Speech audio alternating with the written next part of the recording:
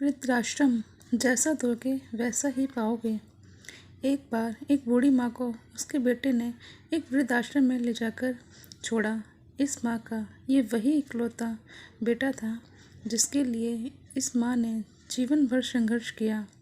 इस बेटे के लिए वो सब कुछ किया जो एक माँ को करना चाहिए या एक माँ कर सकती है, और आज भी अपने बेटे को किसी भी तरह की परेशानी ना हो इसलिए आश्रम में रहने के लिए भी तैयार हो गई।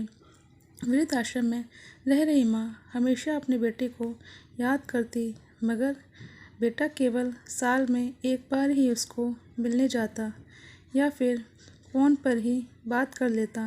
कई साल बीत गए। वृद्धाश्रम से बेटे को एक दिन फ़ोन आया। उन्होंने कहा, बेटा जल्दी से आश्रम आके अपनी माँ से मिल लो, वो बहुत सीरियस है। जब बेटा अपनी माँ के पास पहुँचा तब वह अपनी आखिरी सांसें गिन रही थी।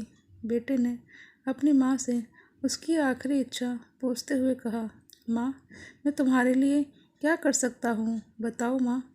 माँ ने कहा, बेटा इस आश्रम में गर्मी और मच्छर बहुत ज़्यादा हैं, यहाँ पर कुछ पंखे लगवा देना।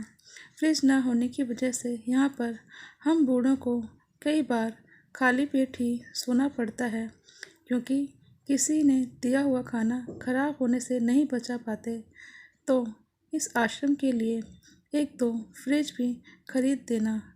बेटे ने अपनी माँ की सारी बातें सुनी और अपनी माँ से पूछा, माँ आपने इतने साल यहाँ पर निकाल दिए पर आपने कभी भी ये बातें मुझसे नहीं कहीं, और अब जब आपके पास टाइम नहीं बचा तब आप यह सब कह रही हैं, ऐसा क्यों? माँ ने अपने बेटे को जवाब देते हुए कहा, बेटा मैंने गर्मी, भूख और पीड़ा सहन कर ली, लेकिन मुझे पता है जब तेरे बच्चे तुझे यहाँ पर छोड़कर जाएंगे तब तू यह सब सहन नहीं कर पाएगा। इसलिए तेरी सुविधा के लिए ही मैं यह सब लगाने के लिए कह रही हूँ।